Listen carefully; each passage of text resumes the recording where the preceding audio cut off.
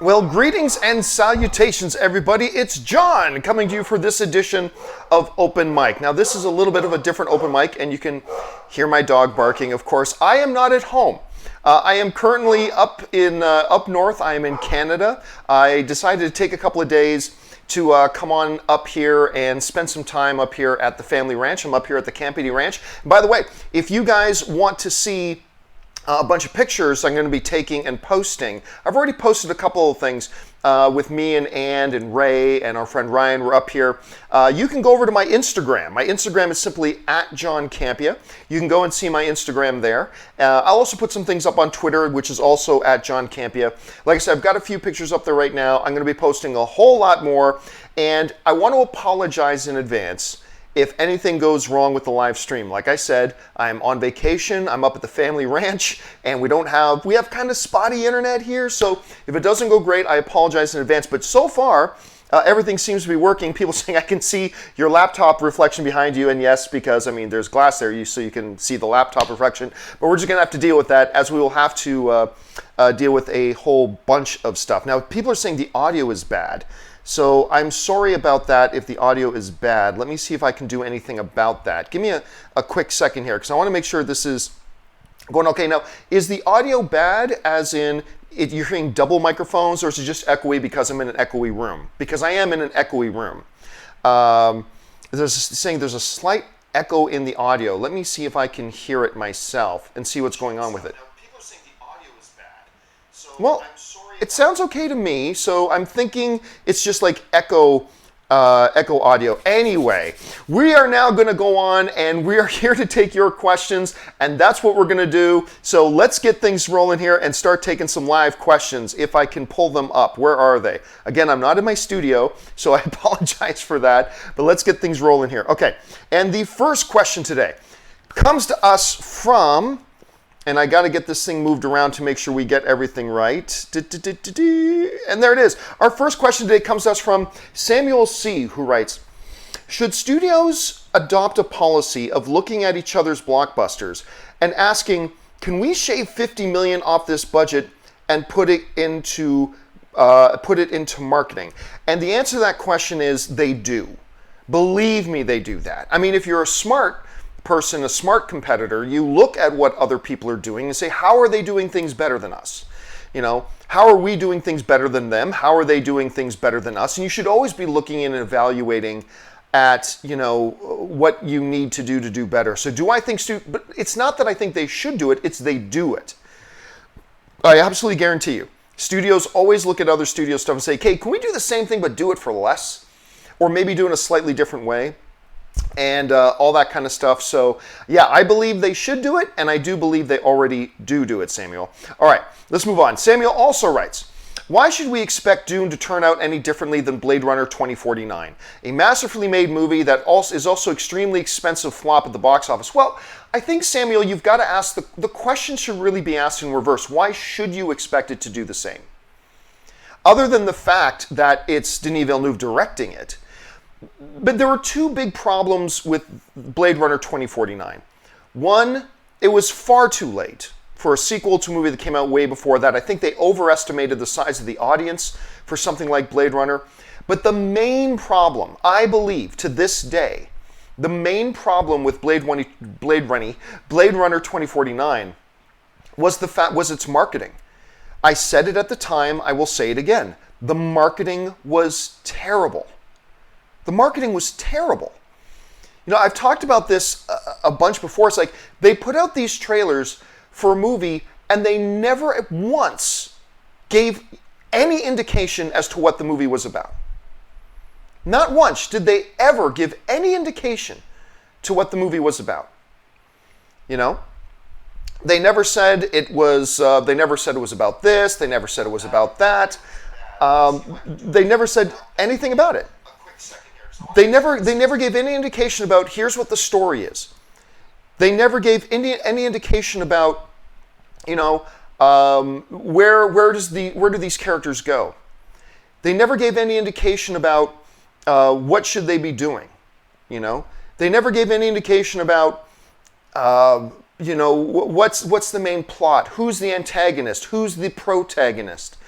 They gave no hint at all about what the movie's about. They took this real egotistical approach of doing it by simply, what's the best way to put it? By simply going, oh, it's Blade Runner. We don't need to tell them what this is about. We don't, because it's Blade Runner. They should be just thanking the stars that were even giving them this movie. They're going to come running to the theater just because it's Blade Runner. It's like, no, they won't. You've got to at least give a hint as to what the movie's about. And I always used to give this example that imagine going into Best Buy. Imagine going into Best Buy and then looking at this box on the shelf. And there was just a blank white box. And it just said stuff on it. And you pick up the box and it says stuff, $43. And you go to the Best Buy person and say, hey, I'm curious, what's in this box? It's $43. What's in the box? Oh, we can't tell you that, sir. It would spoil the surprise. Well, okay, you don't have to tell me everything about what's in the box, but can you give me a general idea about what this is? I mean, if I'm going to fork out money and take this box home, at least give me an idea about what it is. Oh, no, sir, we can't do that. Just buy the box. Trust us. You wouldn't sell anything, right? And I kind of got the feeling that the same thing happened with Blade Runner. And so with Dune, I think it's going to be marketed beautifully. They're going to make a great movie out of it. I think Dune has been more relevant for a longer period of time than Blade Runner has. Personally, I feel Dune is much better than Blade Runner. But the big thing is they will market it properly. They will market it right. And when you market it right, they're going to get the word out and people will come out and see it. So I don't really see there any reason in believing why they would be the same. You know what I'm saying? Anyway, that's just kind of my thought on that. All right, let's move on here.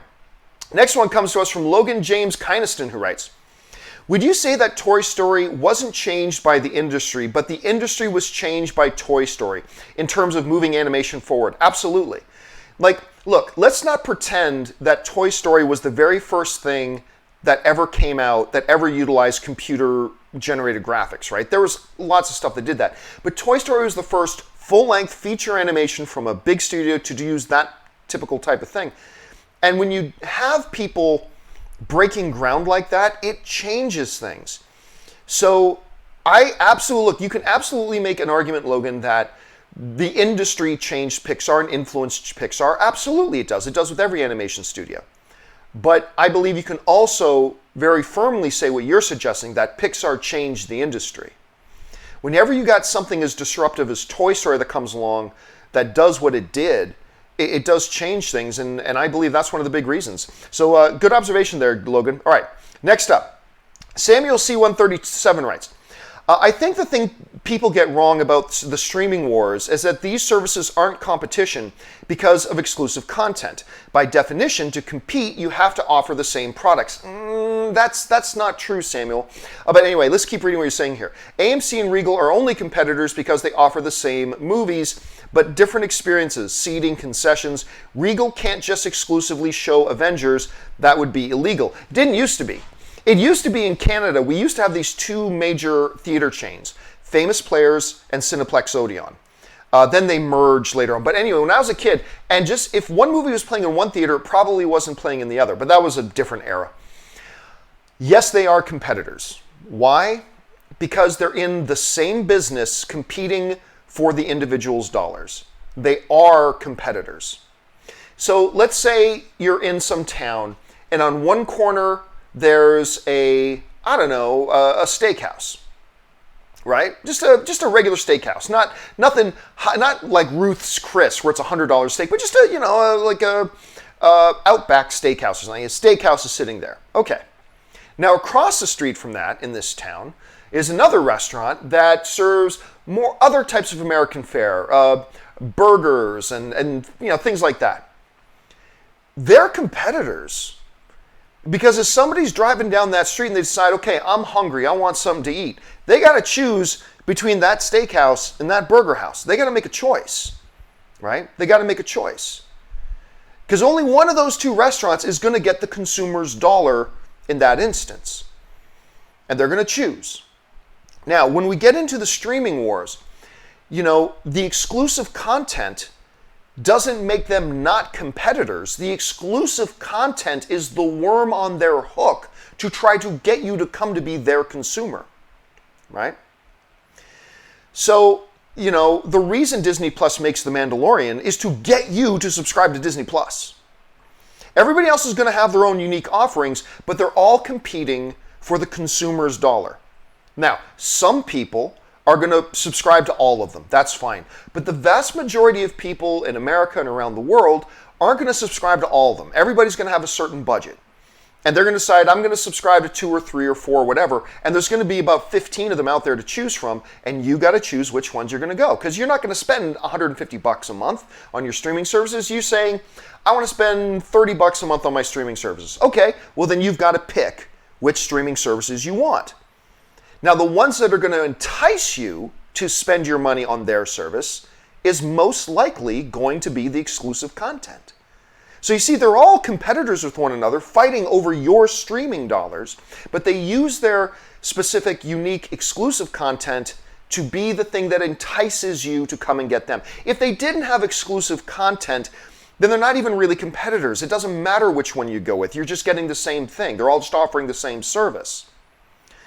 You're getting exclusive content as an incentive to get you to go with them and ignore the other guy. Our stuff is better than Netflix.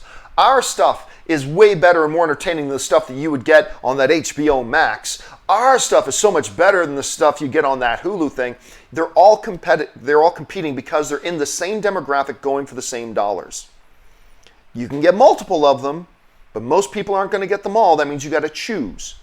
How will you choose? Well, you're going to choose the services that offer you the content that you're most interested in, and that's where you'll go. So yeah, I disagree. See, I see where you're coming from, Samuel. I do, but I got to disagree. I think the exclusive content doesn't prevent them from being competitors.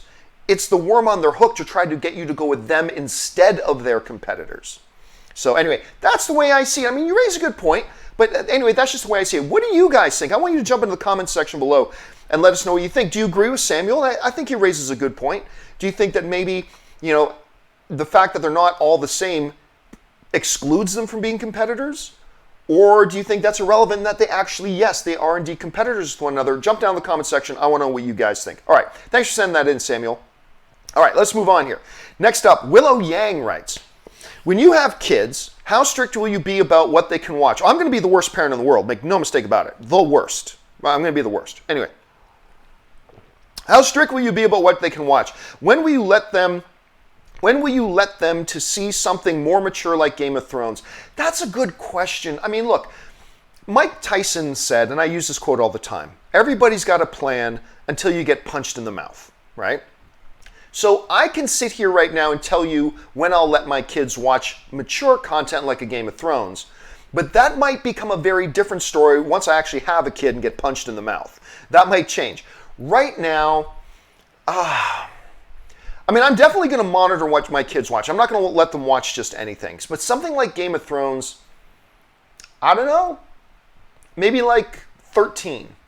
I don't know, maybe that's overly strict. But again, I'm saying that right now, Willow, not having any kids of my own. Once I do have kids of my own, my answer could totally change. But right now I'm going to go with, say, something like 13, I think. And again, also acknowledging in advance, I am going to be the world's worst parent.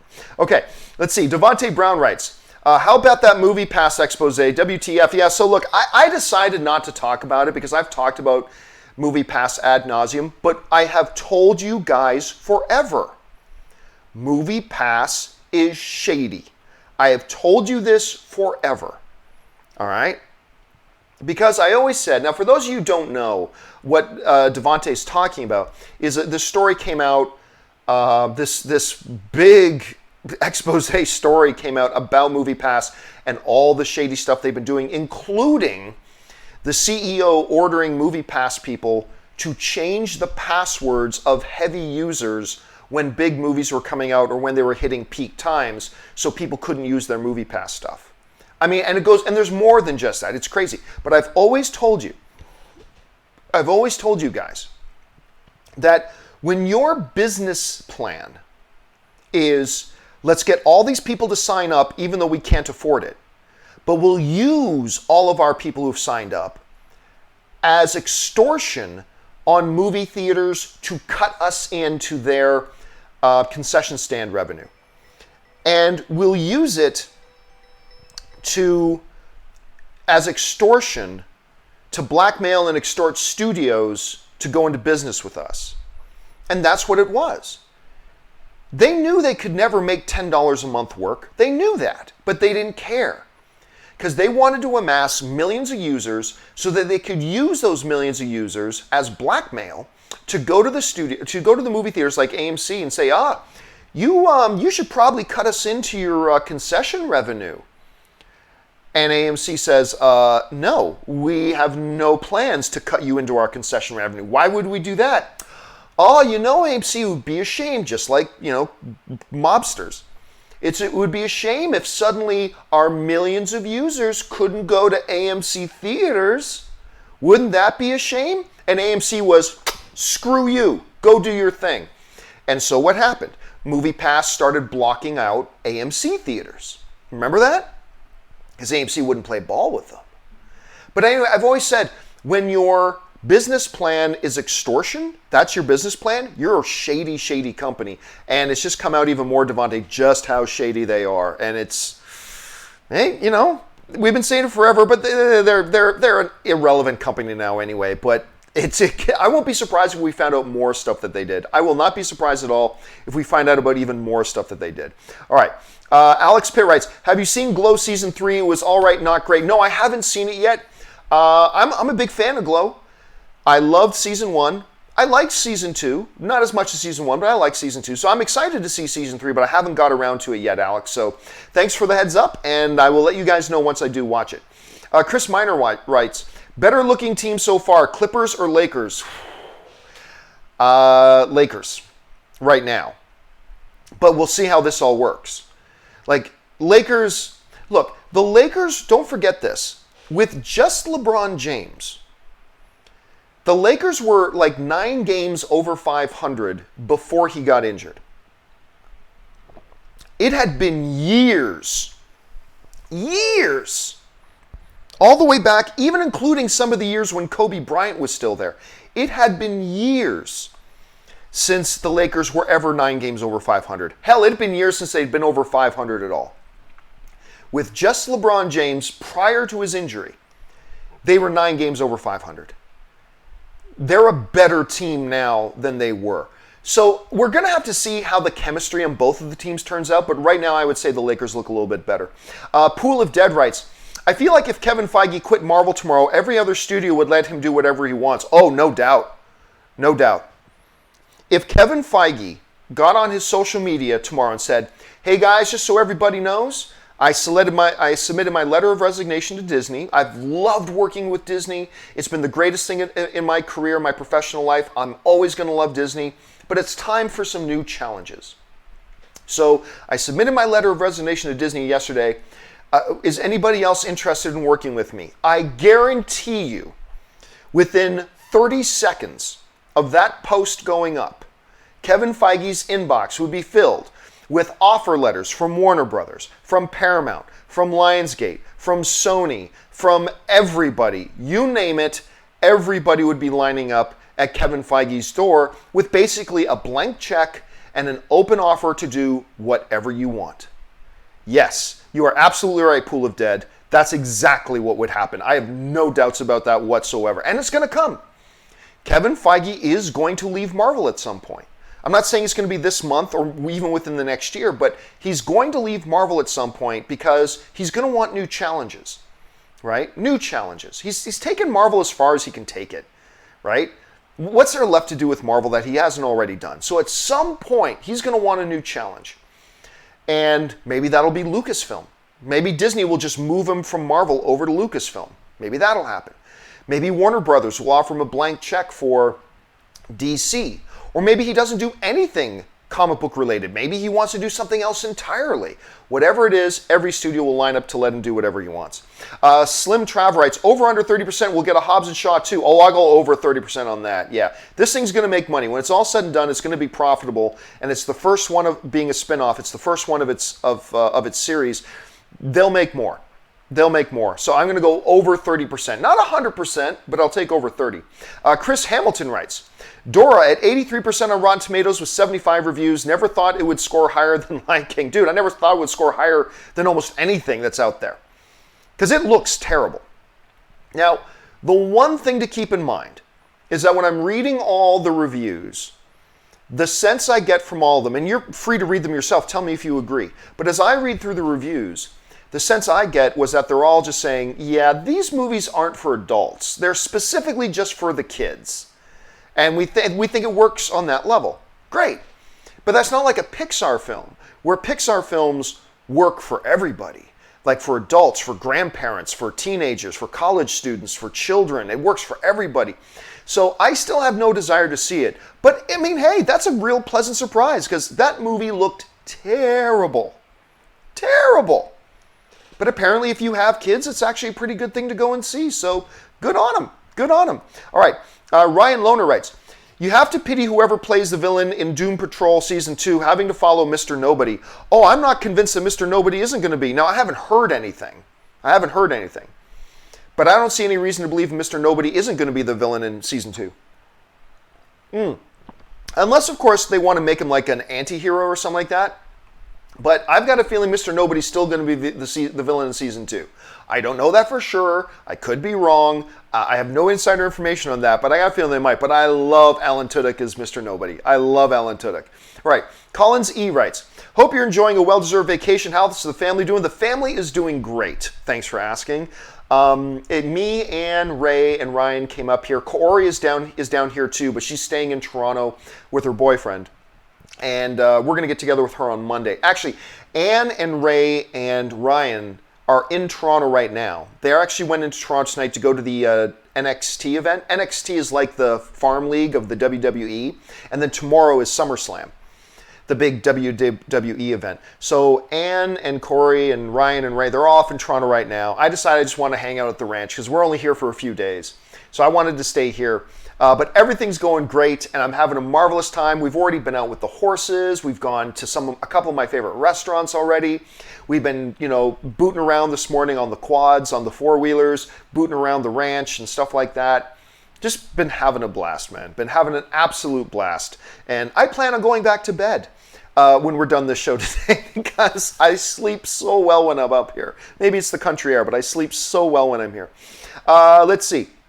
Eduardo O'Neill writes, my favorite action films of all time are the original Bourne trilogy. They're real good. They were also the first to do shaky cam and one of the only ones to do it right. They weren't the first ones to do shaky cam. I'll tell you that right now. They were not the first ones to do shaky cam. I am also not so sure that I sign on to the idea that they did it right. Sometimes it was okay. A lot of times it wasn't. I am avidly against shaky cam. Shaky cam is just a director going, I don't know how to make this scene feel exciting, so we'll just shake the camera a lot. Yay, shaky cam. Oh, can you feel how exciting things are? No, I can't. I can't, as a matter of fact. I hate shaky cam, and I actually don't think, and there are some movies that do it better than others. I don't actually think the Bourne trilogy did them well at all. I'll say this, I'm not a huge fan. I do enjoy the Bourne films. I'm not a huge fan of the trilogy because I thought the first one was pretty good. I thought the second one was pretty good. I loved the third one. Overall, I like the Bourne films, but I thought it just got really stronger close to the end. I'm not a fan at all of the last Bourne film they did, where he's like fighting Facebook or something like that. I didn't like that one, unfortunately, but I loved the third one completely. All right, Johnny 5 writes, hey, John, I have the opportunity to watch a screening of Raiders of the Lost Ark, my favorite movie, with John Williams' score performed live to picture by the Hartford Symphony Orchestra. Should I go? Oh, dude, that's not even a question. Come on, Johnny 5. That's not even a question. One of my favorite things that I do every year is Ann and I go to the Hollywood Bowl. And we go a couple of times a year. But John Williams, the maestro of the movies, they have a special John Williams concert every year. And he performs a whole ton of his musical scores. And sometimes they play like 20-minute scenes of movies. I remember this one time, just like a couple of years ago, they played the final 20 minutes of E.T. while he and his orchestra played the music for E.T. over it. Oh, it's amazing. And then the Hollywood Bowl also did a couple special screenings last year of Star Wars and Empire Strikes Back, where they played the entire movie without the soundtrack, and the orchestra would play the music along with it. Oh, so good. So, yes, Johnny Five, absolutely. Those are so much fun. I love those types of screenings. So I highly recommend you do go. By all means go, because it's really, really a great experience. So I hope you have a great time. All right, next up, ZOMG Ruler writes, why do people say Soups doesn't smile in Man of Steel and Batman vs. Superman? Well, I mean, he doesn't smile a lot because he's not in situations where he would smile. I mean, that's the thing I always have about people with Man of Steel, and it's like, oh, he should be happier. Well, he's not in happy circumstances. He's in situations that wouldn't call for him to smile here or to joke around here. That's the move. That's what the character would do in those scenes. So anyway, but that's why I think generally they respond that way, ZOMG. Double Crit writes, rank the 3 leads' performances in The Kitchen. Yeah, The Kitchen was terrible. Awful movie. Very, very badly put together film. I'm not saying I could do any better, but I'm not the standard of excellence, am I? It's a badly directed film. Scenes just seem to happen haphazardly. Like, there's no flow to the movie at all. There's no story flow. It's like, suddenly this is happening, and now this is happening, and now this is happening. It's like, whoa, wait, what? Which is really too bad, because you have these incredible performers, and you have a great underlying idea for a story, but it didn't work. I thought the leads were all fine. I really do, and I like all 3 of these leads. But I would rank them, I guess. Melissa McCarthy's performance was best. What's the name of the girl from Elizabeth Moss? I think I'm going to say it's Elizabeth Moss from Handmaid's Tale. She's really good in it. And even though I'm putting Tiffany Haddish third, I thought she was really good in it too. I thought all 3 of the females were great, but it's just the story was disjointed, had no flow. It was kind of painful to watch. And you guys know, ever since CinemaCon in April, I've been buzzing about The Kitchen. I've been really excited about this movie, and I just didn't like it at all. It's, in my opinion, a pretty poor movie.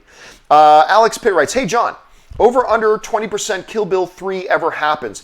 I'll go over on that, actually. Do I think it will happen? No. So if you were to set the line at 50%, I'd say under. But 20 is pretty low. He has talked about it. Tarantino has talked about it.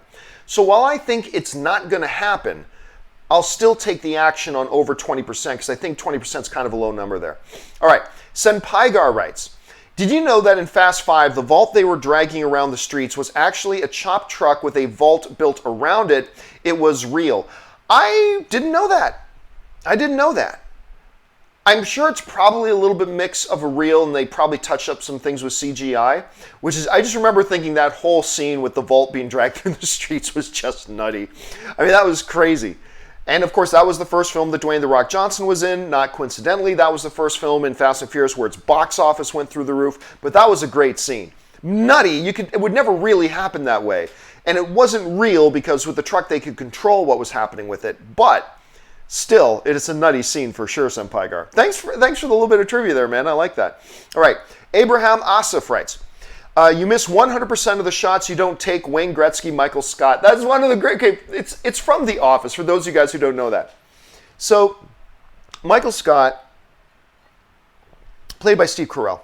We were watching, by the way, we were here at the ranch just before going to bed. We were watching some Office and laughing our heads off. Anyway, Michael Scott's got this quote on the board. It's a Wayne Gretzky quote saying, you miss 100% of the shots that you don't take. Hashtag or dash Wayne Gretzky dash Michael Scott. It's like, which I thought was the funniest thing. I love that line, man. I love that line. All right. Dino Vader writes, did you watch the trailer for Shia LaBeouf's Honey Boy? Thoughts? No. It dropped after I left. And I'll be honest with you, I haven't watched any trailers since I left. I haven't been reading any news sites since I left. I've been on vacation. I heard that the trailer dropped, though. And I know it's kind of a weird movie. It's a movie about himself, and he's playing his dad in it. It's just very odd sounding. But I have not... But seriously, as crazy as Shia LaBeouf is, he is a magnificent actor. That dude can act, like seriously act. And so I'm at least curious. I'm at least curious about it. But nope, I haven't seen any of the trailers for it yet. Like I said, on vacation, try not to do that. But I might let my curiosity get the best of me a little bit later, Dino, and I might check it out. Connor Dixon writes, hope you're having a good time at home. I am. Thank you very much. Thank you for still doing the show. Did you ever watch Banshee? Anthony Starr is the lead in it. I think you'd enjoy it. You know what? It sounds familiar, but I don't think I have. Like I said, it sounds like the name Banshee. I mean, obviously, other than being an X-Men character, the name Banshee sounds familiar. But no, I don't think that I have. Now, I'll go look it up later and go, oh my God, I have seen that. But right now, off the top of my head, I don't think I've seen it. You know, give me a second here. Let me look up to see if I know what we're talking about here. Let's see. Banshee. IMDb. Let's see what it says about it here. A TV series from 2013 to 2016, if that's a series you're talking about. No, I never did see it. Never did see it. I don't even slightly recognize it. So, no, Anthony Starr, Ivana Milicevic, Ulrich Thompson, Frankie Faison, Matt Stervino, Hoon Lee. Well, I know Hoon Lee, actually. Nope, never did see it, but I'll at least look it up to see what it was about. Connor Dixon then writes, a big thank you to all your viewers too. Always great energy. Indeed, it is always great energy in our comments section. So thank you to everybody for making such a great film fan community for everybody to come and hang out and talk movies with, because you make this a great place to be. I make it a tolerable place to be, but you guys make it a great place to be. So thank you, Connor, for shouting out everybody else. All right, Jesse Lopez writes, 1 of 3.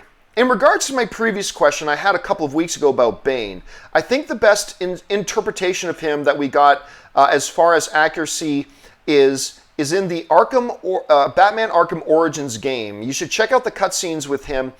P.S. The producers behind Batman, the animated series, were initially reluctant to bring Bane in as they felt the character was gimmicky.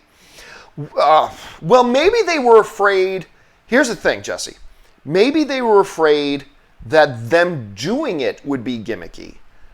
But how would you think the Bane character, when you read him in the Nightfall series, how can you think of anything being gimmicky? I mean, he is seriously one of the, on the comic book pages, he's one of the best villains Batman's ever had. Because he's a mixture of incredible intellect and incredible physical prowess. Venom or not. He is just one of the best villains they've ever had for Batman on the printed page, in my opinion. And so maybe what they were afraid of was they were afraid of him coming across as gimmicky. At least that's what I hope what they meant by that, because Bane is awesome, and I've yet to see them use him well. Like, particularly in that Batman and Robin movie, he was just some mindless brute. You know, I don't know, they just, no screen interpretation of Batman has ever captured the Bane we got on the printed page. At least that's how I kind of feel about it. Maybe I'm wrong and all that kind of stuff, but that's how I kind of feel about it. I don't believe I've seen the cutscene stuff from the Batman Arkham Origins game, although I should check that out. But maybe I would change my mind once I saw that. But I just think he's one of the smartest, nuanced, multi-dimensional characters they've ever had. And look, I could see why he'd be very difficult to capture on screen. I can totally see why getting him right on the screen would be tricky. And I could see why that would be a problem. So, anyway, let's see. Okay, why can I'm going to do that, and then I'm going to do this. All right, next up. JB Bonifacio writes, Universal just canceled The Hunt. The movie, This Is America. Really? They canceled it? Oh, that's too bad. I mean, I had heard, first of all, I love the trailer. I had heard that they might delay the release I heard they might delay the release because of the more recent shootings, which I understood. But if they went so far as to cancel it, I don't know. Maybe they just figured it was really affected. I mean, I don't know. That's interesting to hear. I'll have to look into that. Thanks for sharing that, JB. Okay, next up. Sharon Carter wrote, what's your thoughts on the Kraken from Pirates 2? Oh, gosh, it's been a while. It's been a while since I've seen it, to be honest with you. I remember thinking it looked pretty lame. I mean, look, the mythology of the Kraken is awesome. Did I like the way because it's been a lot of years too, Sharon, since I've seen Pirates of the Caribbean 2. I gotta be straight up with you. I haven't liked any Pirates of the Caribbean movie since the first one. Until the last one. I gotta say, the last one they just did, I didn't think it was all that bad. I didn't think it was great, but I also didn't think it was all that bad. I thought it was the most watchable Pirates of the Caribbean movie since Pirates of the Caribbean 1. But all the other ones, I think, are actually quite bad films, including Pirates of the Caribbean 2. So I've only seen it like once or twice. Probably twice. I've probably seen it twice. But it's been a while, so I'm just trying to remember. I don't think I was thrilled with the Kraken at the time, but I don't know. I'd have to go back and see it again, to be honest with you. All right. Jonathan Teft writes, 1 of 4. Okay, here we go. Saw The Art of Racing in the Rain. Not a great movie, but still better than I expected. Might be a little too heavy for little kids, but I appreciate a family film that isn't afraid to present serious subject matters through a context that kids can connect to and understand. At some point, kids need to learn that life isn't perfect or easy, and sometimes we face tough problems that we need to meet head on, not get overwhelmed, and pull through. In the end, we become a better person because of what we've been through. Well, first of all, let me tell you, Anne has been dying to see Racing in the Rain. Because, for 2 reasons. One, she's The Art of Racing in the Rain, I should say. Anne is a total dog person. She cries when she sees cute dogs. She cries. One of her favorite things about coming here to the ranch is we have our dog Daisy here. And Anne loves Daisy. And Daisy loves Anne. And so she's a total dog person. She'll read every book about dogs or whatever. So she's read Racing in the Rain. Now, I don't know anything about the story of it, except that Anne almost starts crying when she starts talking about the book. So she says, yeah, the whole book, she says, is just cry time. Cry time, she just cries when she reads the book. So obviously something heavy and depressing is coming in the movie. The only other reason I've been interested in this movie is because of Milo Ventimiglia. I am a big Milo Ventimiglia fan. I was already a big Milo Ventimiglia fan before he helped introduce me to my wife. Milo's the guy who actually is responsible for me meeting my wife. And so I'll always be grateful to him, and he knows that. But I was a big fan of his before that even happened. And obviously he's in this movie. He's so good in This Is Us. He's so good in everything he appears. I just think he's great. And so I've been very curious to see because of that as well. So I haven't had a chance to see it yet, but you're right, man. I think there are ways to do movies that you can introduce heavy material that kids can handle and kids can digest. I don't know if, when I look at the marketing for The Art of Racing in the Rain, I don't know that I look at it and think they were marketing at kids. It feels to me like they're marketing it at adults. It honestly doesn't feel to me like they're marketing at families. Although it does look family friendly. It feels more like they were marketing it towards adults. But still, in principle, I agree, Jonathan. I think there are times and ways that you can introduce heavier topics for kids. And I believe there have been animations and things like that have done it and done it well. And maybe this is one that does it. But at some point, I'm going to go see this movie, if for no other reason that Anne is going to drag me out to see it, and because Milo's in it, and I'm a little bit biased there. All right, thanks for that, Jonathan. Jonathan follows up and writes, 1 of 2. Finally got to see The Farewell. I still have not because we left before I had a chance to go see it. And it's now my second favorite movie of the year. It's very emotional, heartwarming, and naturally funny. Even though it centers around a different culture, everyone can connect to the sense of family and togetherness.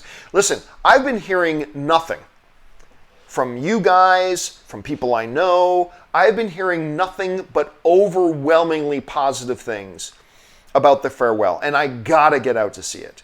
It's just I've been a little bit busy, traveling the last couple of days, blah, blah, blah. And I think I might have told you guys this already before in a previous video, but I was at a screening for Hobbs and Shaw, and Dennis then comes walking up, and he sees me, he stops me, he just comes over, he doesn't even say hello. He just comes over and goes, have you seen The Farewell yet? Like, it's like, just, have you seen The Farewell yet? And I'm like, no. He goes, it's the best movie of the year. It's the best movie of the year. Like, he was so overwhelmed with it. He just thought it was so great. And Dennis ain't easy to please. Dennis is not easily won over in a movie theater. And so you combine that with what I've been hearing from all of you guys as well. It sounds like an absolute winner, and I got to get myself out to see it. All right, Daniel Kuhn writes, did you hear about MoviePass changing passwords? Yeah, we talked about that a little bit earlier off the top. What is there to say other than, I'm not surprised? What is there to say other than, I'm not surprised? I mean, when you get a company that functions as shady as they have, that their whole business plan was based on extortion and blackmail, of course they're going to do stuff like this. Not surprised in the least, Daniel. Not at all. And I doubt you were surprised either. All right. Suthius writes, hey, Mr. C, thank you for doing this while on vacation. No problem, man. I couldn't do a show yesterday. We took a red eye, flew through the night, got here, but I knew over the weekends, like, look, I'll be honest with you. I don't think there's going to be a John Campea show on Monday or Tuesday. What makes open mic, though, easier to do is that there's nothing I have to prepare, right? We can just jump on and we can just start talking. You guys can throw in the questions you want to ask and the topics you want to talk about, and we can just go. The John Campea show takes a lot of preparation. A lot of hours and hours and hours and hours and hours through multiple people working on it of preparation goes into making each episode of the John Campea show. So I'm not even going to try to do that while I'm on vacation. But you know what? Open mics, I can do those. It's possible for me to do it. And I get a little itchy when I go a few days without talking movies with our community here. So, no, I appreciate you thanking me, but I thank you guys for being here and tolerating me doing it from a less ideal, let's just say, less than ideal situations outside of my studio. So thanks for hanging in there with me, guys. I appreciate it. All right. Suthius writes, rewatched some MCU movies with Cap, and I gotta say he's definitely leaving fools with broken bones or paralyzed when they go smashing into walls. Oh, no doubt. I mean, that's the thing I joke a lot about. It's like, look, you know Captain America's killed a lot of people, right? He's killed a lot of people. And even the ones they don't show him directly killing, they probably ended up dying later as a result of their injuries. When you throw a human being through a brick wall, they're gonna die. And if they don't die, they're going to be living in pain and misery for whatever amount of their lives they have left. Because he wrecks fools. And that's what I also get into that when I've got people tell me, Batman would never kill. Okay, number one, you've never read the comics. Number two is, I understand that he quite often talks about his philosophy of not killing, but he's also talked in the comic books about how he has killed. But the biggest thing is this. That's cool. You can say Batman right now is a philosophy of not killing. And you can say that. That's fine. But when you get into the comics and you actually see what he does to people, when you see him, like I remember using this one issue to a friend of mine and pointing it out. When you see something like when they're in a busted down house and Batman is up on the third story and he sees one of the criminals down on the first story because it's a broken down house so you can see through the floors. And Batman dives down through the hole. He comes down 2 stories, knees first, into this guy's chest, right? And you see this thought bubble in Batman.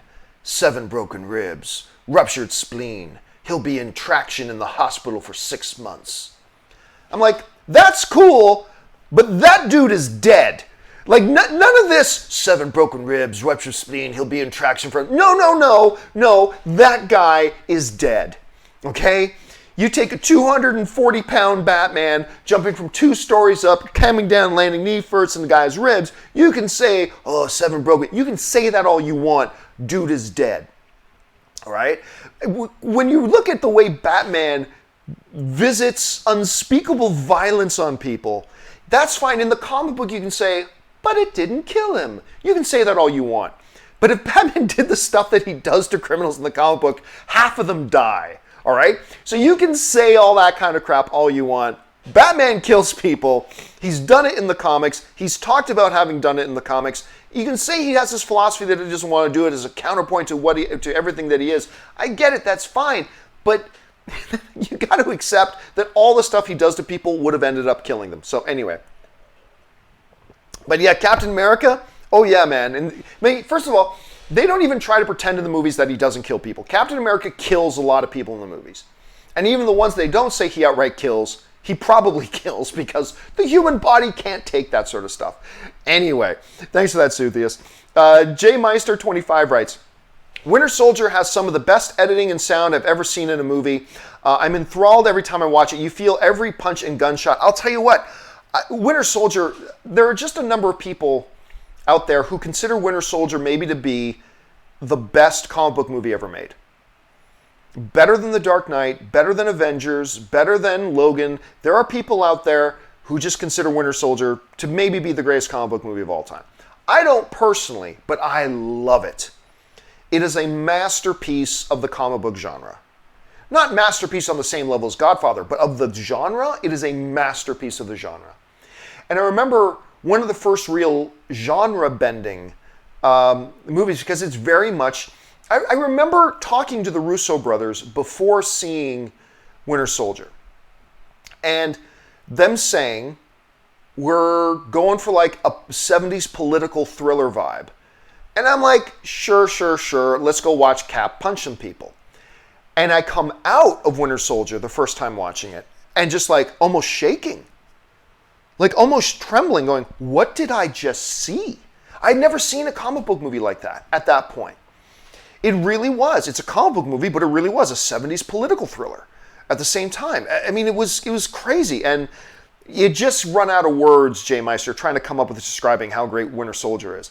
Okay, RLI writes, John, Universal canceled The Hunt. Yeah, we were just talking about that. Canceled The Hunt from release due sadly to the mass shootings. Movies are just entertainment. Studios bowing to pressure, a good thing. I don't even know if it was pressure. I remember when I could be wrong about this, but I think the movie was Gangster Squad, which ended up being a terrible movie anyway. But I remember there was some kind of big mass shooting. Oh, that's what it was. The shooting at the Batman The Dark Knight Rises opening night. There was a shooting in a movie theater. Well, if I'm remembering which movie it was correctly, I think it was Gangster Squad. But in Gangster Squad, or another movie whose name I'm forgetting, but for argument's sake, let's just say Gangster Squad. In Gangster Squad, they had a scene where mobsters go into a movie theater and shoot up people in a movie theater. Now, I don't think they were specifically going for people in the movie theater. They were going for somebody specifically who was in the movie theater, but a lot of collateral damage, as there often is in mobster movies. And I remember they decided to take that out. Not for pressure, but for what they felt was in good taste and how people might react. Understandably. Look, you make movies to get reactions from people. Movies are experiential events. We go to have an experience.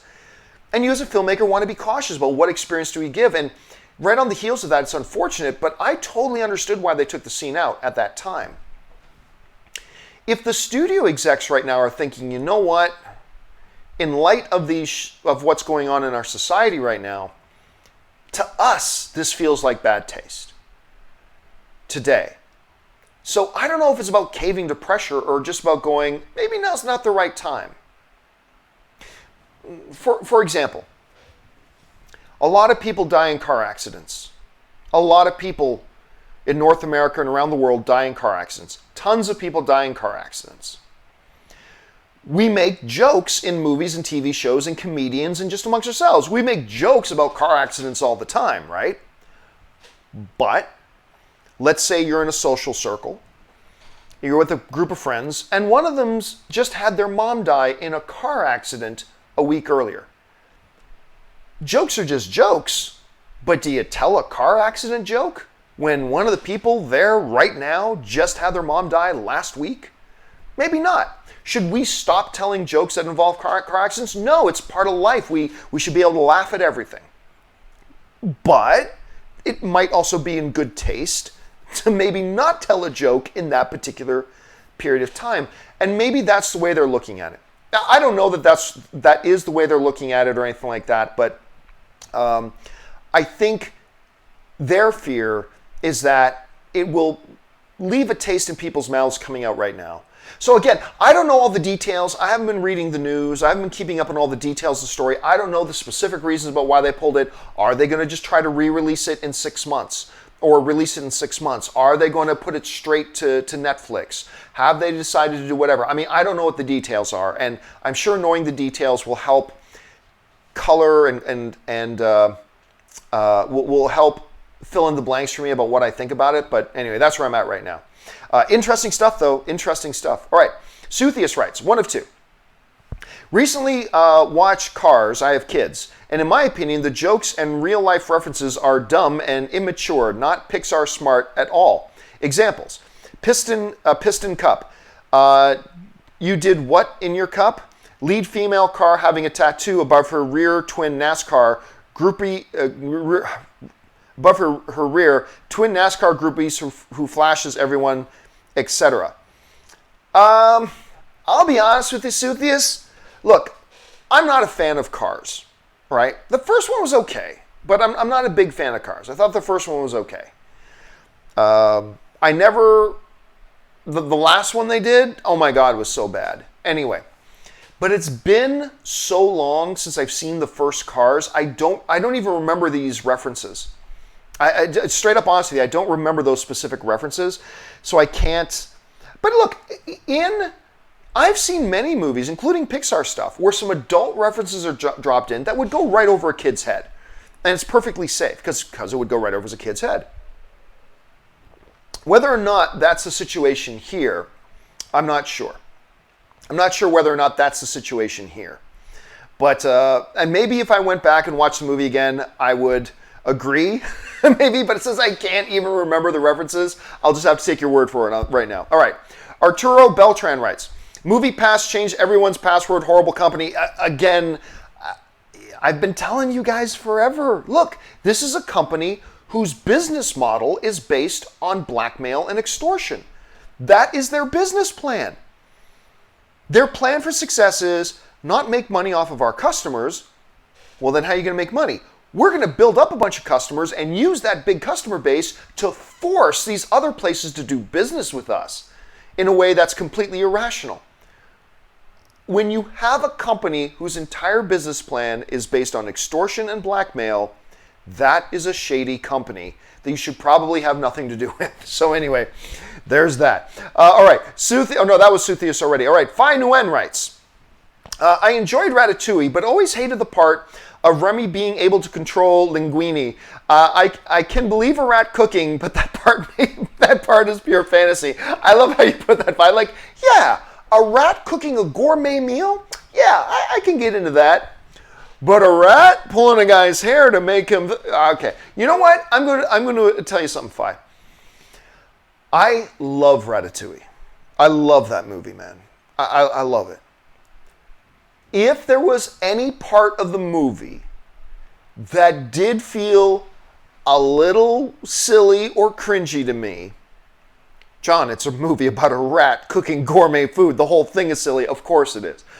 But as somebody who loves that movie, I can tell you probably the one part that to me felt a little silly and maybe roll my eyes a little bit, maybe was the part where he was controlling him like a marionette from under his hat, pulling the hair, right? Okay, that part was a little bit silly. I admit, yeah, I agree. That's not the best part.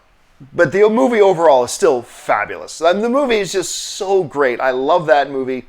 Yeah, man, I think it's the best. I think it's just one of the best Pixar movies they've ever done.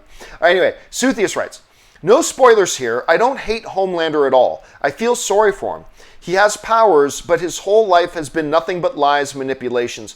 Yeah, I mean, but at the same time, you make choices for who you are. You know? You make choices for who you're going to be. And he's a murderer.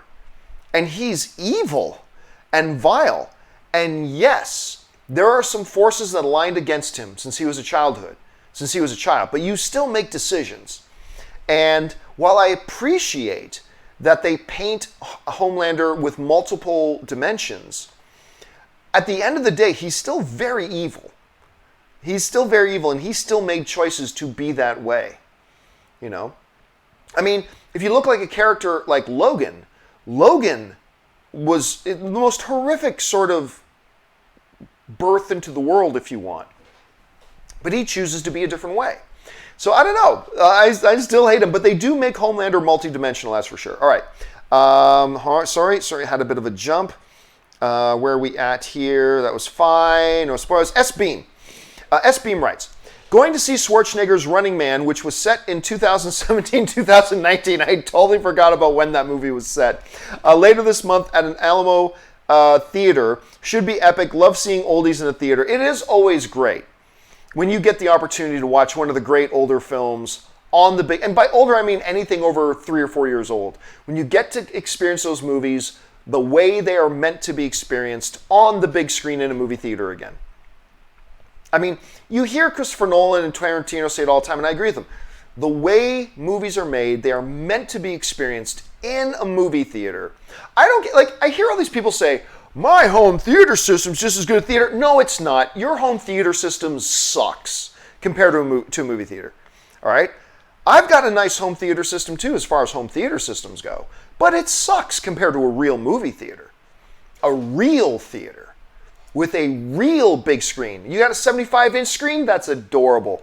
How about, a 30-foot screen or whatever, however big these screens are, with a real sound system and an audience? And that's the way movies are meant to be experienced, is the movie theater. Anyway, that's how I think. So yeah, man, when you get a chance to go and watch a movie like that, that's great. And I totally forgot that was set in like 2017. That is nuts. All right. Marie Seifring writes, Box Office Pros predicting a $60 to $90 million opening for the Joker movie on a $55 million budget. Do you think the success of this movie will lead to more high-quality, lower-budget comic book movies? I hope so. Now look, one of the things, I love the movie industry, but one of the things I've been saying for a long time is that the movie industry, particularly the studios, they spend more money than they should on making these movies. Now, whenever I say that, somebody inevitably says, but John, why do you care how much they spend? It's not your money. Where do you think they need to make that money up from? From you and me. They make the movies more expensive, which means they need to make more money. But not as many people are going to the movies today. How will they make more money? Let's raise the prices. If you don't see the direct connection between how much studios spend on making their movies and how much you got to pay to go to the movies, then you're being a little bit naive. There is a direct correlation between those two things. And quite often, they make these movies for dollar values that they never needed to be made for that much money. You know what I mean? The trick with comic book, particularly superhero movies, is that there's a lot of fantastical stuff that needs to happen in a lot of them. With a movie like The Joker that is far more grounded, it's not about a guy with superpowers. It's not about a guy who can fly through the sky. It's not about a guy who can shoot laser eyes or run at super speeds. It's just a guy in clown makeup. It makes it a little bit easier to go lower budget. So, do I expect to see a lower budget Superman movie? No, probably not. But I do hope that by making a movie like Joker and making it for $55 million, I do hope that it will, what's the best way to put this? I do hope that it will, for the most part, show people and show these studios that, yeah, man, you can make these things. You can make these movies. You don't have to spend $175 million to make a movie. Become more reasonable with your budgets. Now, every once in a while, you're going to get an Endgame, or every once in a while, you're going to get a Justice League.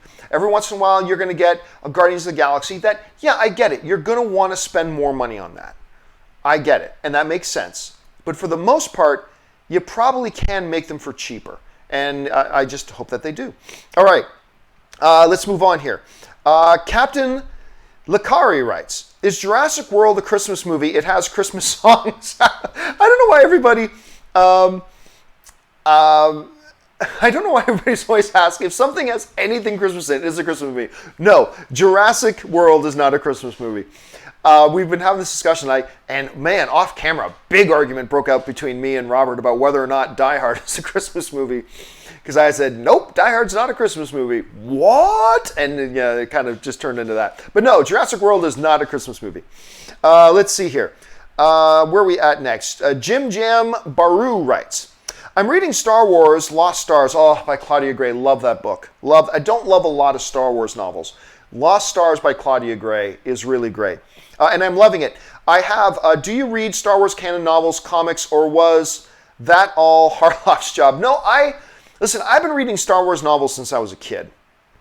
The thing is, I don't read them all anymore. Like when the new Star Wars canon started, I started reading all of them as they were coming out because they're all canon now, right? But then they started to not be all canon. They're sort of canon. And there's no such thing as sort of canon. You're either canon or you're not. And they were doing things in the books that weren't canon, so that went out the window. And quite frankly, I was reading a number of them that I didn't think were any good. Some of them, outstanding. One of those outstanding ones to me is Lost Stars. I love that book. I think it's great. As a matter of fact, right now, I'm listening to the new Thrawn trilogy. Let me just see if I can pull this up here. I'm listening right now to the new Thrawn trilogy. It's called Thrawn Treason. Right now, what am I at here? I'm on chapter 9 for Thrawn Treason. I was just listening to a little bit more of it on the book all the way here. Quite enjoying it so far. I haven't loved the first two Thrawn novels, but I thought they were pretty good. I thought the first two Thrawn novels were pretty good. Haven't loved them. I'm on chapter 9 on this one. I'm loving this one so far. This is a new one, just recently came out. It is by Timothy Zahn, and I'm enjoying it a great deal. So I'm a little more picky now about which of the Star Wars novels I'll go through because, like I said, like a number of them great. Tarkin is a great book. The one about the Emperor and Vader, that one was great. Probably the best one I've ever read. Lost Stars is one of the best ones I've ever read. And right now I'm on Thrawn Treason, and I do recommend it because I've been enjoying it. Okay, let's see. Fine Nguyen writes, such a great time to be a moviegoer with these subscriptions now.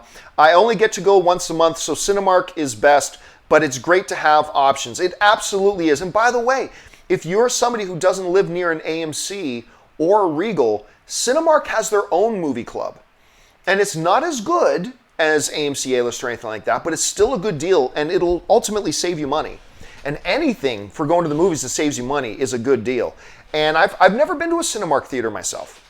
I've never been to a Cinemark theater, but I hear good things about it. And look into that movie club membership because it can, I mean, if you only go once a month, it may or may not be worth your while. But if you can go multiple times a month, joining a membership club like Cinemark's can be beneficial. So look into that, Fi. All right, Suthius writes, just rewatched Chitty Chitty Bang Bang. It's 2.5 hours long, yet has an intermission. Granted, it's only about 2 minutes long, and the movie is 50 years old. Yeah, we're talking about back in the day, they were intermissions. I really believe, there is a lot of benefit for introducing intermissions in movies that are, say, I don't know, over 2 hours and 45 minutes, which is rare. I mean, the majority of movies out there are all under 2 hours and 45 minutes. Some of them are over. I really believe in an intermission for those. I really do. And I totally reject this notion of, if there's an intermission, it'll take me out of the movie experience. I won't be able to get back into the movie. It's gone. It'll be lost. That's bull. All right? That's bull. I watch lots of movies at home. Pause, run to the kitchen, refill my drink, grab a snack, come back to my chair, play again. I was pulled out of the movie experience. I'll never be able to get back into it now. Woe is me. It's nonsense. It's nonsense. Right? I watch sports. It's like watching an NBA game, right? Watching the finals. Watching the Golden State Warriors get their asses handed to them by the Toronto Raptors. And then they hit halftime. no, don't take halftime. It'll pull me out of the game. I won't be able to get back into the game experience by having halftime. Of course you do. Game starts back up. Boom, you're right back into it. So I reject this notion. Look, if you've got some other reasons why an intermission may not practically work, totally, there are some practical reasons, and I've heard some other arguments that are more valid than that. But this whole thing about it's like, oh no, I'm pulled out of the movie, I can't possibly get back into it now. Come on, give me something less lame than that. That's lame, okay? Because you do it with every other type of entertainment. You're reading your book, you got to put the book down for a minute. Oh, but I won't be able to get back into the book. Yes, you can. You just pick it back up, open back up to the page you're at, and keep reading. You know, the benefits of a short intermission for extremely long movies make it a better movie-going experience for people. Like, for instance, Erin Cummings on my show. She went to go see Endgame. And she had a hard time enjoying the last half hour because she had to go to the bathroom so bad. And she talks about that opening. It just made it difficult for her to enjoy the last half hour because she had to go really, really bad. Or you do go and you miss part of the movie. Like, isn't it better to pause the movie for a couple of minutes and then play it again without actually missing stuff in the movie? You know, and it's good for the movie theaters because people will buy another soda, they'll buy another popcorn, whatever. So it's good for the audience. It's good, and you know, people, I guarantee you're going to have less people pulling out their stupid phones during a movie if they know that there's going to be a short intermission. So people will pull out their phones, check their stuff, might go use the bathroom, might go get a concession. There'll be fewer people during the movie getting up and walking in front of you. Fewer times you'll see people pulling out and check their phones. As an individual, you get a chance to go use the bathroom, do all that stuff. And for the movie theater, you make a little bit of extra money. You do that for movies that are extremely long, 245, 250 or longer. I just think it makes for a better movie-going experience. I just think it's better for that. And maybe there's some practical reasons why it isn't, and I'm open to those. But this whole argument that I normally hear from people of, oh, I can't, my delicate movie-watching sensibilities, I can't possibly get back into the movie if I pause it for a moment. Oh, come on. Come on. You do it with every other form of entertainment you watch, or read, or listen to, or consume. Every other form, I think your fragile little brain can handle the movie pausing and then starting back up again. I think you'll be okay. I think you'll be okay. But I should point this out too, though. One of our viewers from India wrote to me, and they have intermissions in all their movies in India, by the way. And actually, there's a number of countries that already have intermissions in all their movies. But this one time, he wrote in, he said he was watching the new Lion King, right? And they took an intermission halfway through Hakuna Matata. Like halfway through the song. Hakuna Matata. Like you're sitting there watching the movie. Hakuna Matata, what a wonderful intermission. It's like, wait, what? Like that is a potential downside. You gotta be, I think the theaters would have to be careful as to when they take, and they have to be deliberate. They can't just blindly say, at exactly the halfway mark, no matter what's going on. No. Watch the movie through once. Okay, we're at the half part now, but there's an action scene. Okay, 30 seconds after the halfway mark, when the action scene's done, fade to black, and that's when the intermission. You gotta be smarter because you can't have things happening like the one viewer wrote in to me about the fact that halfway through a musical number, they pause the movie. That would be infuriating. But I think there's a way to make it work. Anyway, let's see. Stubble McShave writes, do you buy the rumors that Galaxy's Edge. Do you buy the rumors that Galaxy's Edge don't have original Star Wars because Lucas gets a percentage for everything featuring old characters? No, I don't believe that. I think the reason they've done it is because they're really trying to promote Star Wars as it is now. The Star Wars experience today. And I think that's a mistake. Now, don't get me wrong, I really enjoy Galaxy's Edge. Ann and I have been there 3 times already. We're going to go back. We bought, I bent over and took it up the tailpipe to buy the Disney annual pass. Anyway, so they're so expensive. Anyway, I don't drink, so that's my excuse. You know what? I spend nothing every year on alcohol, whereas somebody else might spend $2,000 a year on alcohol, so I'm actually, I don't know, I'm trying to justify it. Anyway, I love Galaxy's Edge. I do. But I really do think they missed out on something by not having more original trilogy material there. I understand the philosophy. This is what Star Wars is today. Where we are in the timeline with Star Wars is the First Order era. So you're building Star Wars with that era. I get it. I do. But I still think it was a mistake. It was a mistake. And I don't buy it because they would have to cut George Lucas into something. I don't buy that at all. I think it has all to do with their philosophy towards it. And I think that was a mistake. It's still a great place to go. I still love it. I feel it's a magical place to go and be if you're a Star Wars fan. I have a great time at it. But that said, I do think it was a mistake that they didn't do more original trilogy stuff. And I think they should have changed their philosophy to accommodate that. I really do. Still a great place. I just think it could have been better. That's it. All right. Connor Farley writes, what do you tend to find yourself getting more hyped for? The next Nolan / Tarantino / Scorsese set, or big franchise movie like Marvel and DC? I look, I'm not going to lie, I get more hyped for the next Marvel or DC. I mean, depending. Because, you know, I will get more hyped for the next Avengers movie than I will for the next Tarantino film.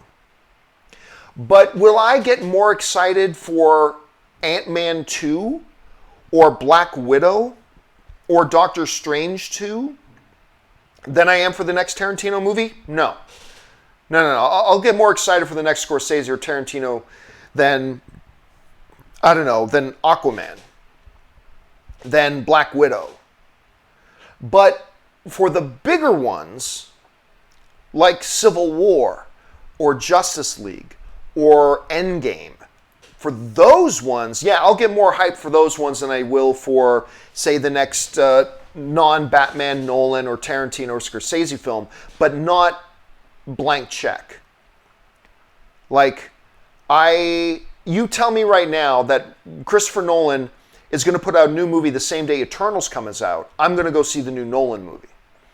You tell me there's a brand new Scorsese movie coming out on the same day that, I don't know, New Gods is coming out. Well, I'm going to go see the new Scorsese movie.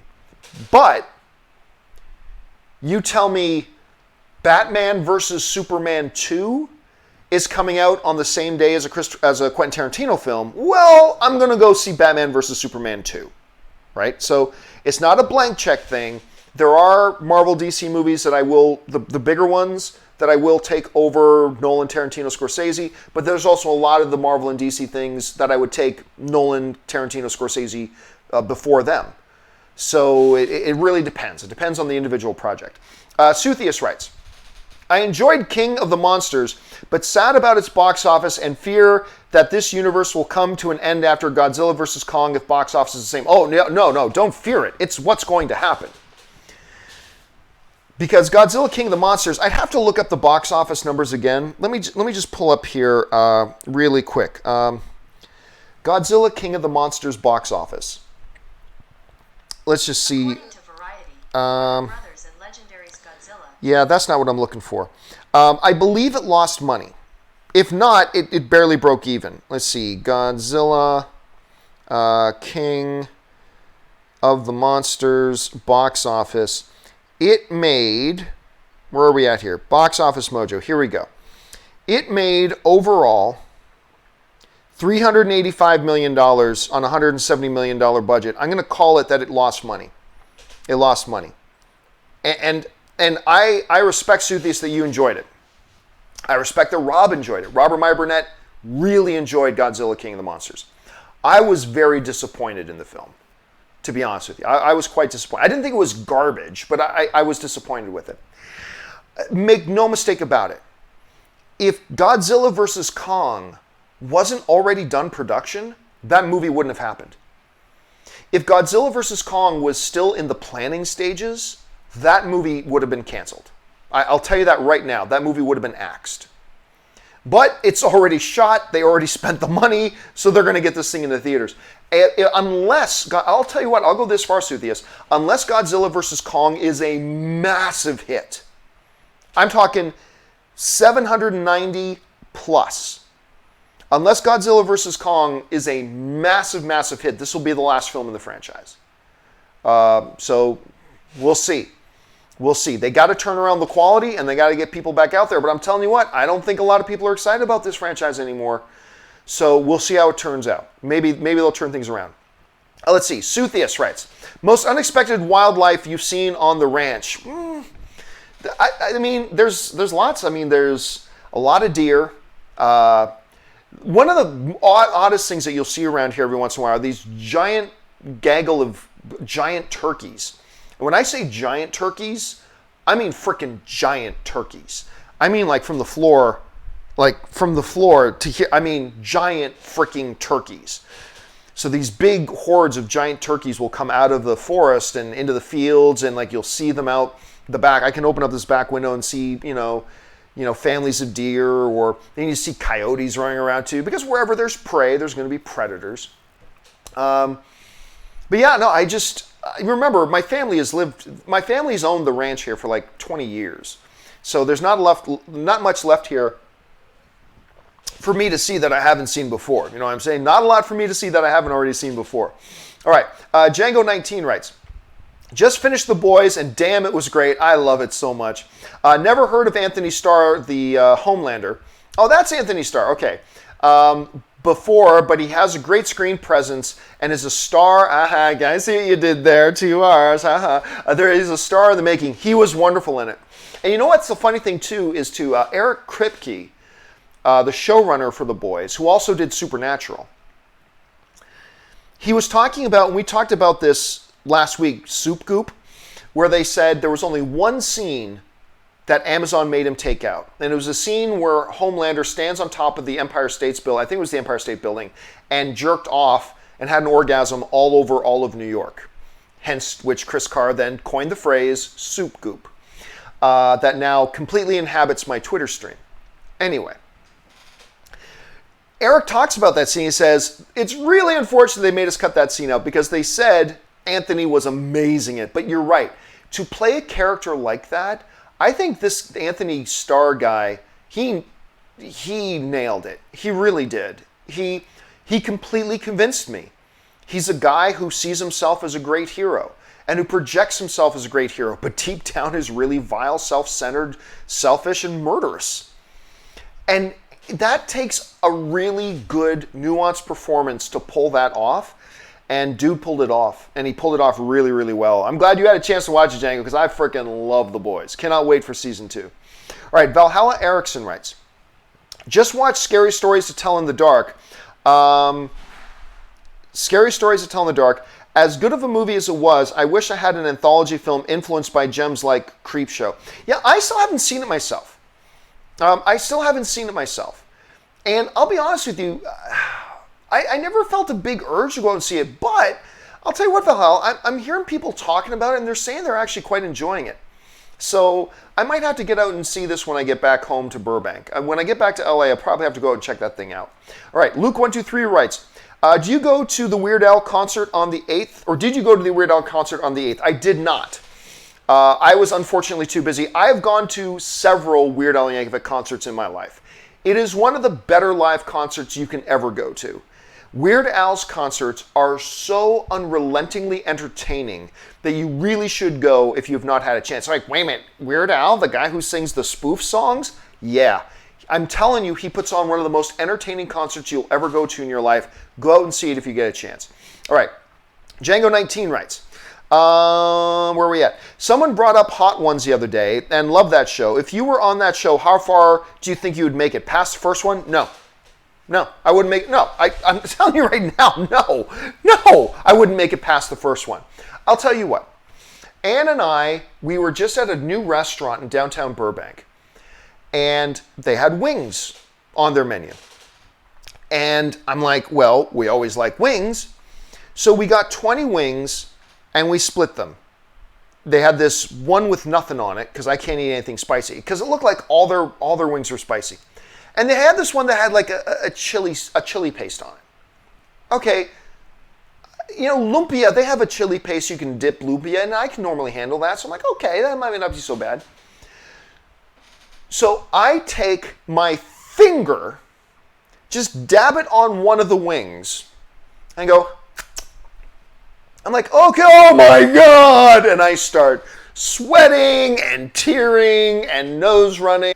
Meanwhile, my wife, empathy? None. My wife is sitting there across from me just laughing at me as I, her husband, am suffering and in pain. And I'm chewing ice, I'm like crunching up ice in my mouth, and it was one of the lowest things as far as the heat scale goes that they had in that restaurant. If I was on Hot Ones, I don't know that I'd even be able to sit in the chair because just the smell of it would kill me. I cannot handle spicy food in the least, which is remarkable because I'm Italian. So because my dad can take, maybe not a Carolina Reaper or anything like that. I've seen my dad put these hot peppers on grills, right, and grill them up. And then you just take the pepper, everything is going, and just eat the damn pepper. And I'm like, how did I possibly come from your genes? I don't understand this, Dad. How did this happen? And I can't handle it. And all my friends always laugh at me. And it's known amongst my friends, if you ever want to John-proof your food at a restaurant, not that I grab everybody's food, but if you want to ensure that I won't pick at your food, get something spicy. Because I can't go anywhere near it. I have no tolerance. None. Zero. So I might be the best guest in the history of Hot Ones, because I would definitely, it would be the funniest. You'll never laugh harder than you will watching me trying to eat spicy food. You will never laugh harder than watching me try to eat spicy food. I would just die. Anyway, Find a Win writes, I like to watch Coco in Spanish. Songs are better. I imagine it would be. God, I love that movie. You know what? And that was the movie for me that was the last straw as far as ever doubting Pixar. Because the trailers for Coco, I mean, it's Pixar, so I'll go to see it. I trust Pixar, but this doesn't look like it's going to be all that good. And then I'm like, oh my God, Coco! I'm weepy, and it's so marvelous. Coco's so good, and that was it. After that, it happened a couple of times. I'm like, I am never going to doubt Pixar again, ever, because I've had a number of Pixar films where I go, well, this one doesn't look so good, and then I go watch it, and I freaking love it in Coco. I imagine it would be better in Spanish, as a matter of fact. All right.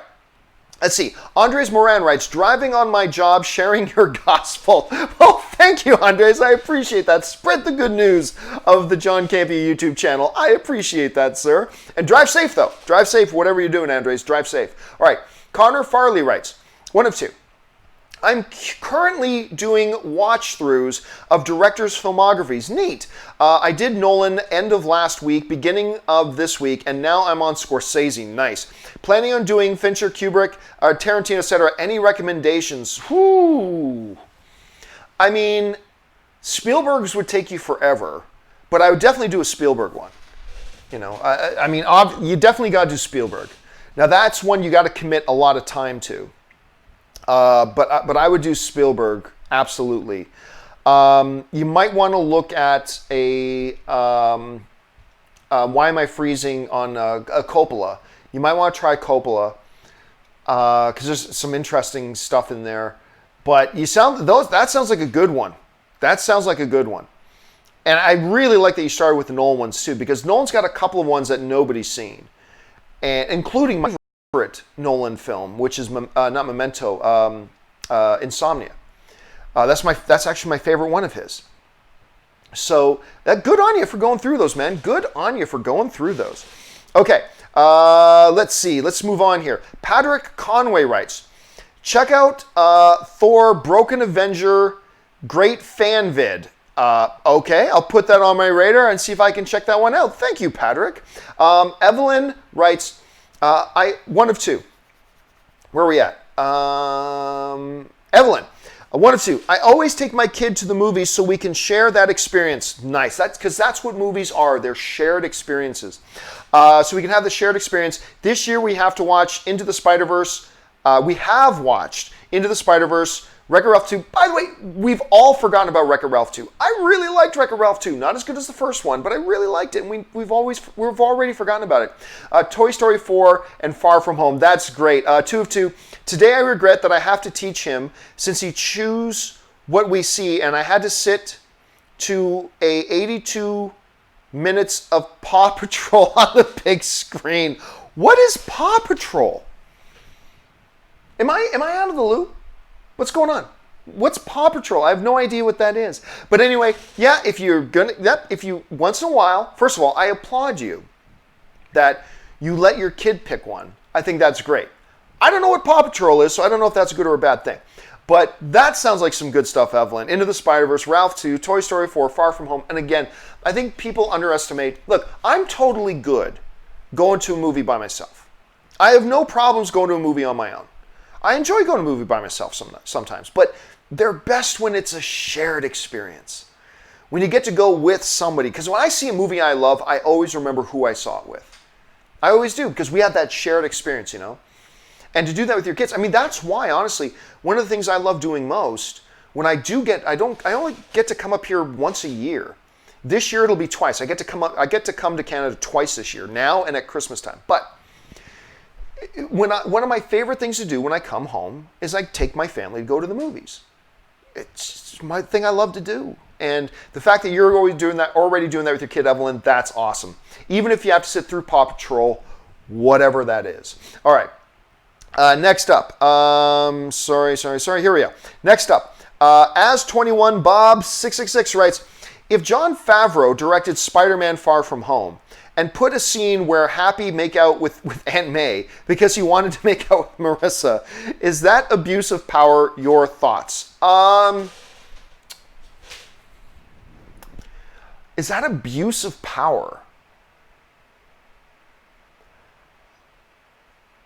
I don't know.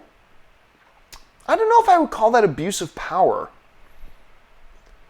I mean, look, Marissa Tomei has done many, many movies, and in many movies your characters make out with another character. It's a part of acting. It's a part of what you do. I mean, abuse of power, it's an interesting question. Look, don't hold me to this answer because I may very well change my mind on this in 5 minutes, so please don't hold me to this, okay?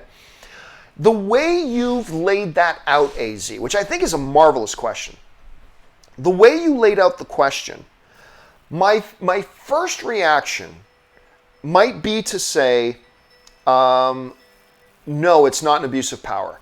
Because to me, an abuse of power partly comes involved when you're talking about making somebody do something that they probably wouldn't want to do. Marissa Tomei is an actress. She's done lots of movies where she makes out with another actor and blah, blah, blah. No big deal. So I don't think you'd necessarily be putting Marissa Tomei in a situation that she absolutely wouldn't want to be in. As an actress, she makes out with characters in front of the camera, blah, blah, blah. But then ethically speaking, is that, like, for Jon Favreau to specifically write that scene in just so he could have a makeout scene with... well, there's an ethical problem there, but would I call it abuse of power?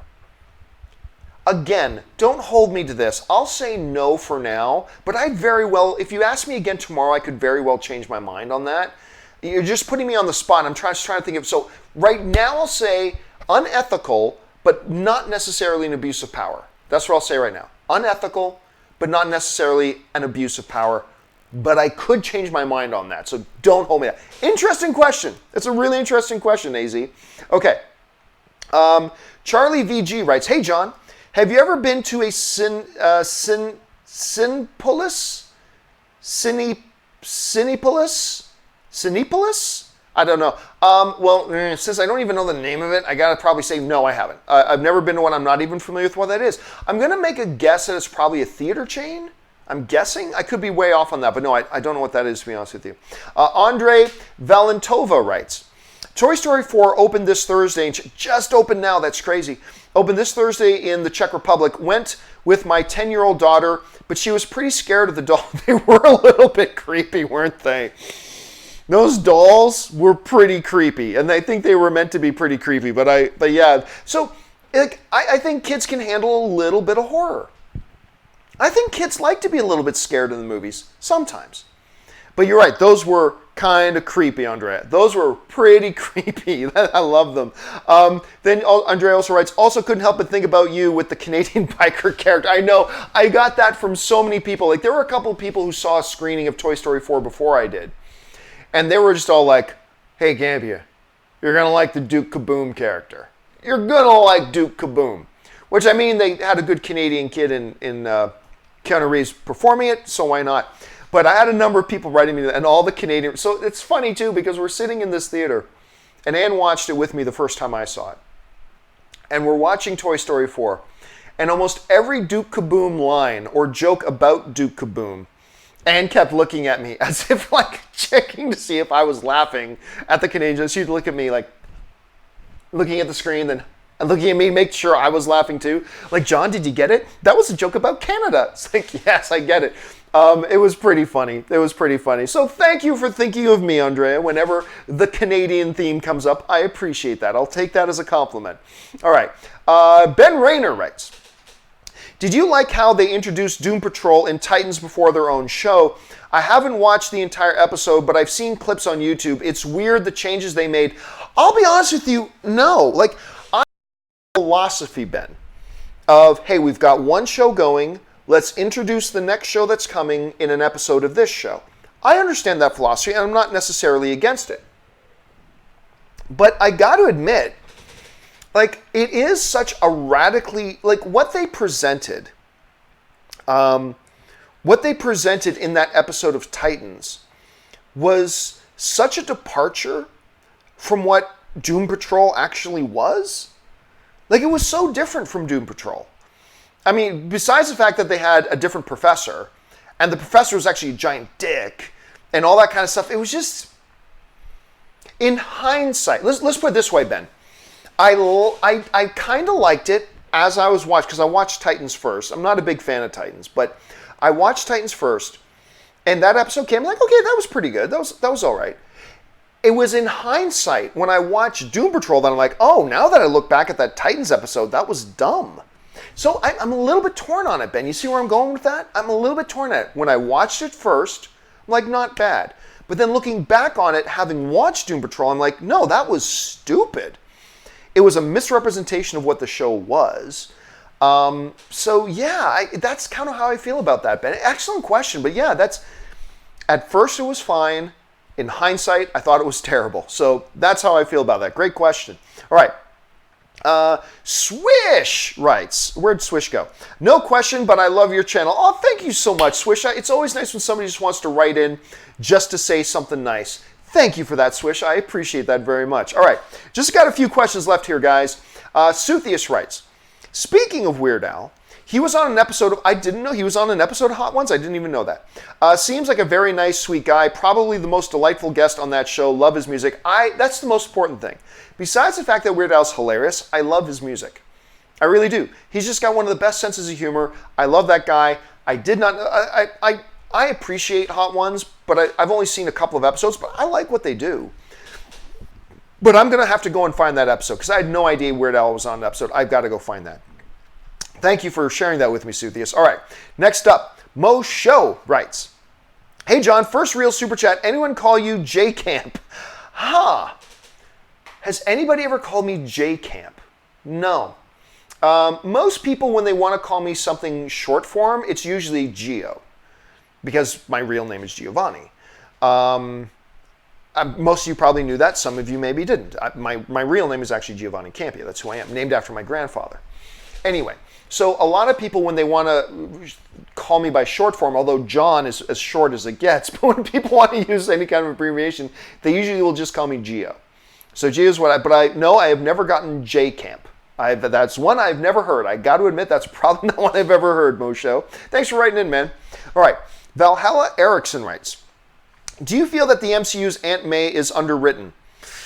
No, I think she's used about as much as you should use a secondary character like that. Like, Spider-Man isn't about Aunt May. Spider-Man's about Spider-Man. Aunt May is a background character, and I think they've used her as a background character.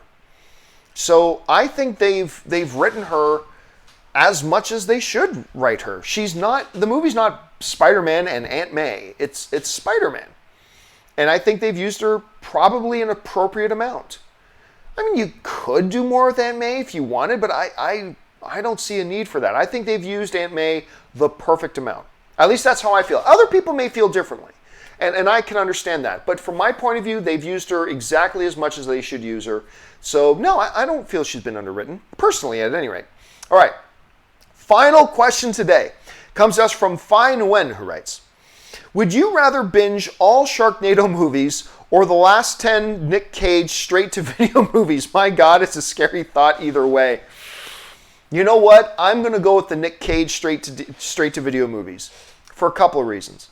The biggest one probably being is that every movie will be something different. Even if it's all crap, every movie would be something different. Whereas once I got through the first Sharknado, I go, well, at least I'm done with Sharknado. Oh, wait, no, I've got to watch more Sharknado. And then I'd have to watch more Sharknado. At least with the Nicolas Cage ones, I could at least go, everyone's going to be different. Even if they're all bad, they're all at least going to be different. So I'm going to go with the whole notion that I would rather watch 10 Nick Cage straight-to-video movies one after the other. That's what I'm going to go with. All right, guys, that will do it for this installment of my vacation. I am on vacation. That's for those of you coming here late. I'm actually on vacation. I'm up at the Campea Ranch. Questionable internet connection here, but we got through the show today nonetheless. This edition of Open Mic. You know what? I'm going to do another Open Mic tomorrow. Make sure you guys come back. Join me for Open Mic tomorrow. We're going to do another one. It's going to be not from the studio or anything like that, but we're going to have some more stuff we're going to talk about. Guys, thank you so much for being here. And this has been a lot of fun. And thank you for putting up with the fact that I'm not in the studio or anything like that. So thank you for being here. Thank you for being part of the film fan community. And that'll do it for me for now, guys. Thanks so much for being here. I'll be back again tomorrow. I'm not sure what time yet. I'll let you guys know later. So until next time, my name's John Campea, and from the Campea Ranch, outside of Hamilton, Ontario, Canada, bye-bye.